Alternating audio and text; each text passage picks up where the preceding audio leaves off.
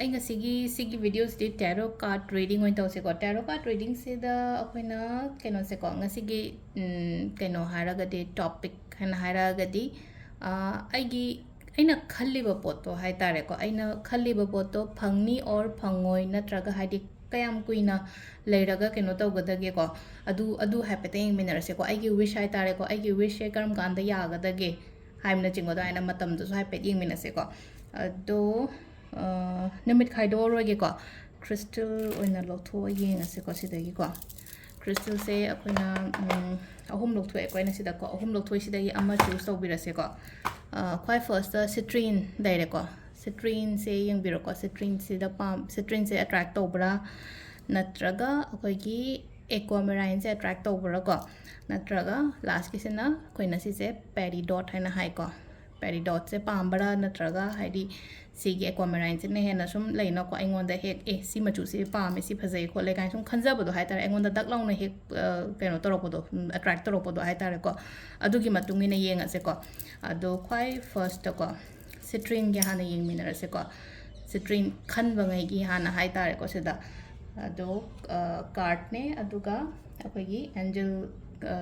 angel message ka hapetang yeng minara se ko haidi ani thokna lok thoge ko card se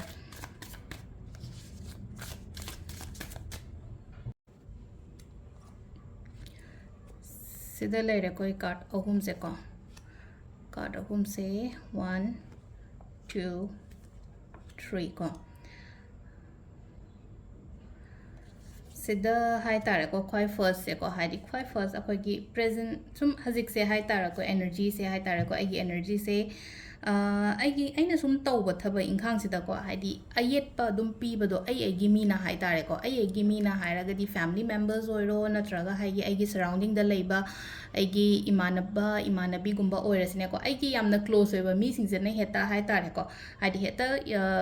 kainoma hai tare ko yekai thingarak pani khangde natraga yengsin lakpani khangde hai tare ko haidi mamang da tawdraga so matung da he kaino torokpa hai tare ko adumaina he ek taweba du taw matam sida ko isa da bit se khangan hanba khotpa hai tare ko adumaina adu gumba khara di feel tawgani ko sum sigi kaino se hai tare ko energy se ko adu sida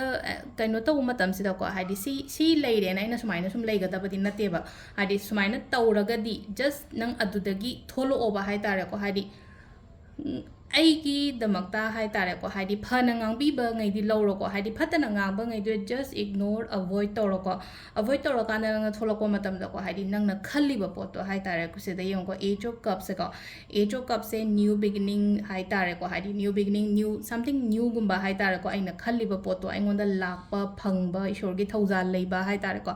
adumaina gumba oina lagani ko hoi aduga last ki card amu tholai se ko se da haidi achieve ko haidi you will achieve your goal and haibane sida hai se ko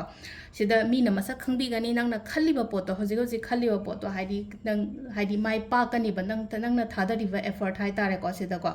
haidi nang na thada riva effort kari kra sugum ba mayam se hai tare ko sida loina ma keno to raga nang fazana mai pa o hai na piyo confidence layo pangan thongna le biyo ko haidi han gano pangan thongna han bi da ba hai tare ko sida success lai haidi public na mi na recognize to bi ba gum ba ai se hai tare ko mi na recognize to ba haidi self confidence ke ka se manghan bi da ba hai tare ko sida aduga matam se hai petang hai tare ko aina sum haji khalli ba po se hai matam se khara tha se ko haidi tha taru ama tare ama adumaina hai tare ko haidi chahi tang khai mu kai mukti khatang logi budi ai ko aina hoji hoji pa me po se hai tare ko lak kadori ba hai tare ko tha taru ama tare ama kari ama hai tare ko si kan se da aingonda pot se keno tawbo oiba haidi aina khalli ba ai wish hai tare ko phangbo oiba hai tare ko ado sida amu akogi keno gi card se yeng minara se ko angel card message hai tare ko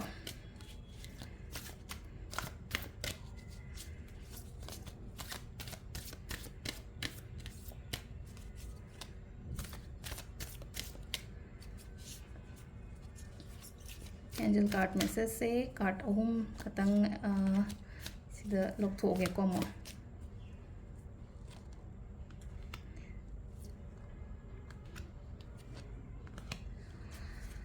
compromise ko kitang leino ko haidi marai yena ba khona ba gumba tawra kadi compromise gumba tawbina ba hona biro ko hajik lady ba situation say improve lakani ko haida the situation will improve haina am like ko improving health haina hairako health improving kainomadi improve oire ba hakchang da oiro ai na ba khot poi tare haider hairaga di improving health su leire ko improving health sida ngasai gi atai problem leiri ba kholi ma'am su loina improve oiro ko pa adum bagi science adum lei ko adu sida leire akoi gi aham bagi citrine khanba ngai gi oina hairaga di ko mathangi amu yeng minarase ko hadi si yamna sangbadi oidre ko hadi just aina ji khalli ba pot se hadi oini oiroi kram kan phawa time se kamaina yagadage haiba adugi matang dani ko mathangi se next ke se ko khoi gi peridot hariba crystal se yeng mina se ko green color se ko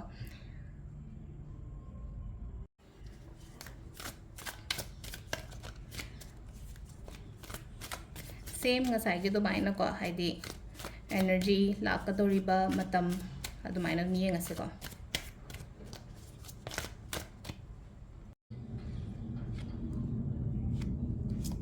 ida lere khoi gi 3 card se ko first second third aham bagi ko aham bagi se hozik se ai yoina ai ge energy haragadi negative thoughts mayam ama hai tare ko adi sum tawruba thabain khang daga sum oiraktabadagi hai tare ko disappointed yamna oijarakpado isai thanda hai tare ko haidi sum haugiba sum aina khalambana ama tawthorakpa oithorakpana ama hek oiragadi haidi expectations to yoroktragadi disappoint oiba negative thoughts lakpa negative feelings lakpa ai je oiroidra mangadrane kholadrane haibagi adumaina hai tare ko business makta tawboy taraga so business se khatang loss chakre ko loss chakhi badu maru moina hai auraga admaina khanjal laga leibado hai tare ko adu khallaga leigadaba natte ko haidi sida improve oirakani ba potsing se hai tare improve oirakani phagalakani loina ma kaino torakani ba adu ngasai gi aigi hanagi nuaitaba negative thoughts hai mi se amaka matha saraga leiraga di haidi aingonda aphaba ma lakpa matamda ubu phangdena ko same adumaina sigi sida phami ba mi se hai tare ko ma se ungaga phamaga leire nakan jeda magi cups ke kamina ga lanjala iba khosa hadi me mako tingthoga pirai ba khole yam samta u phangdabado u phangdri se kai hamna tension leiraga di kemta hadi aphaba lakwa phataba lakwa gyan wen ta dena do hadi ado sida keno togadaba se ko aigi negative thoughts negative energy negative emotions kali gram yam se loina release to hon ba hai tare ko release to hon ba se kamai togada ke hai kan sida khoi gi ngasi se khoi gi kaino ni na ko haidi thashi oina ko ina phataba release to holab de ithoga release to hon go ba haidi ai gi nuai ta ba point ma'am do haidi black pen ama tawraga hai tare ko samna da kolom amu bam lawren khala se kolom amu ba se lawraga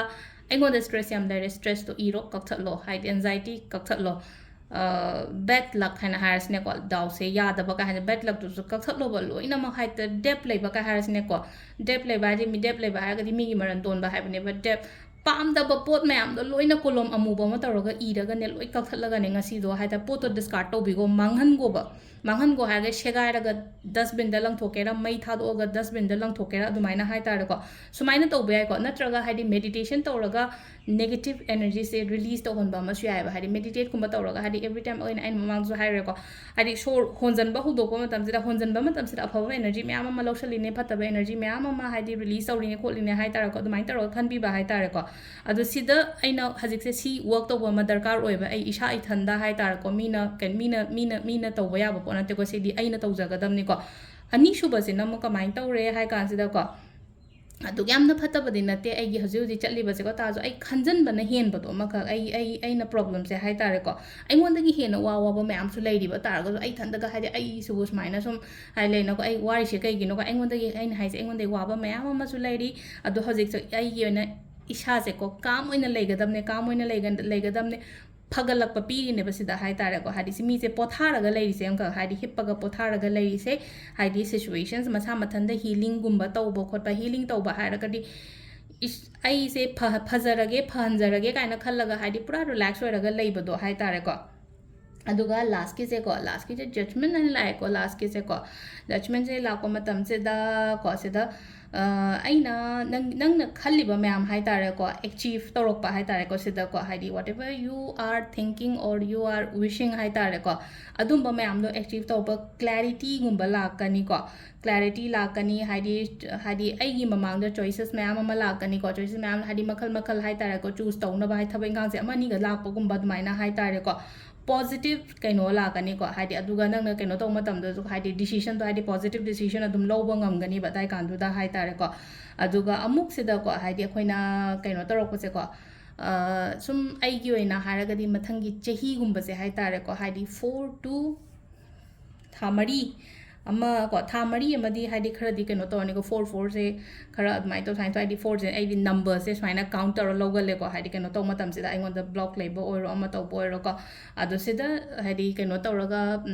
aigi oina haragadi mathang chehi gumba ko mathang chehi kitang mayai rak chalakpa khotpa kan sida ko aina khalliba poto adu maina hoji hoji ki oina di en haise ai sida work to bataragadi haidi khara thuna kaino tawge haragadi ga leina ko haidi problem se phan ge holan ge haragadi phataba release to honba kolamba yam kaina khanjan daba khochan daba si myam se si release to ba hora hauba haira agadi ko ngasai ge ena thari matam chahi aman haise ko chahi ma se yodaba su yai ba ko adu sida kaino to bi yare ko adu haipetang angel message na kari hari ge habado adu ma su yeminarase ko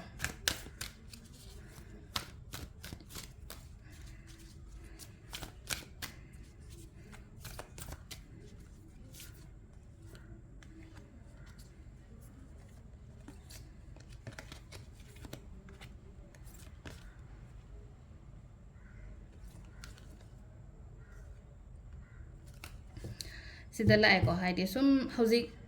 leiriba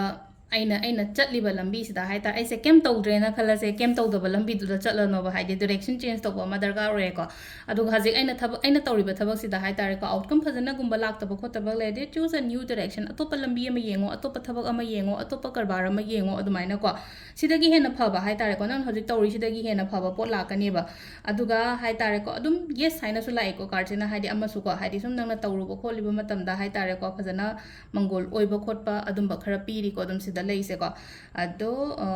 sida leire kogi peridot khanba ngai gi oina haragadi ko haidi direction change to bibam leire aduga sidagi hena ain hojik tawriba thabak sidagi hena phaba khotpa adum ba su piri ko piba bude ado khwai first ko haidi nang nasana thanda you have to work on hai tare ko sida haidi ai gi oina hai tare ko ain ai sai thanda ai gi problems ai gi matha sari ba kholiba mayam se sai thanda haidi layeng jaba hai tare ko sida wakan phataba khalliba kholiba se khandana ba hotna biyo yaringe ko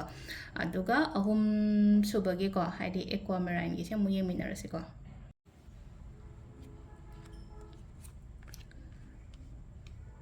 sida lere koi 3 card se ko aquamarine khanba ngai gi oina haragadi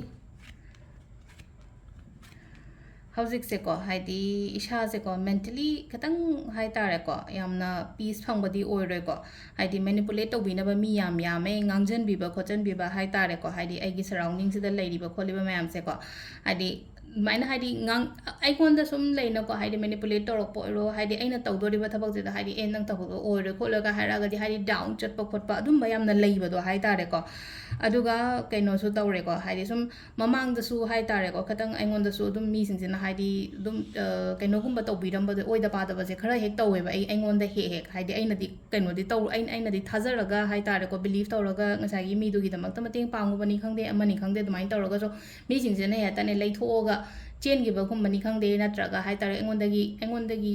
lौथोकपा चाथोकपा गुम्बा हाय तारे को अदुमाइन तौर माइ लेथोकिबा nga to oina su oiba हाय तारे को aduga hoji hoji su dum हाय तारे को aingon da dum ngangbiba khotpiba leino ai haje manipulating to ba mi adum aingon ai gi kaino sida leiba हाय तारे को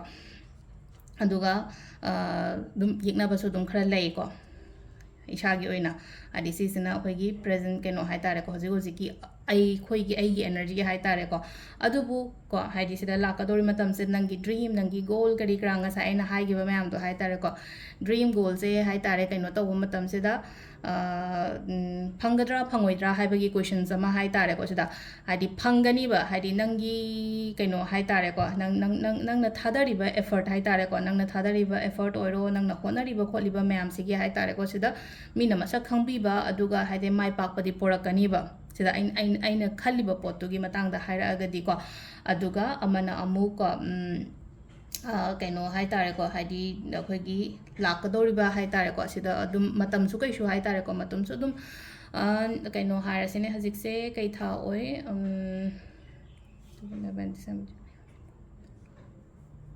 April ko April side gumba oigani ko somgi kaino gumba hai tare ko thabak se hadi April or May sai kan se da ko aina je khalli ba pot se hai tare ko aina ningjari ba ai gi wish hara sine ko job ama kari ama kai hara sine ko adu April May sai se da ta ba do hadi ngasai gi matam da haira agana aduga hadi pot se thungadra thungoidra hai ba gi questions la agadi hadi adum ai gi oina hara gadi cards da live message si hara gadi thungani ba pot se aina khalli ba aina khali ba pot se aigi wish hai tare ko phangba di oigani ko ado khoi gi angel message na mukai hari ge have do su yeminara se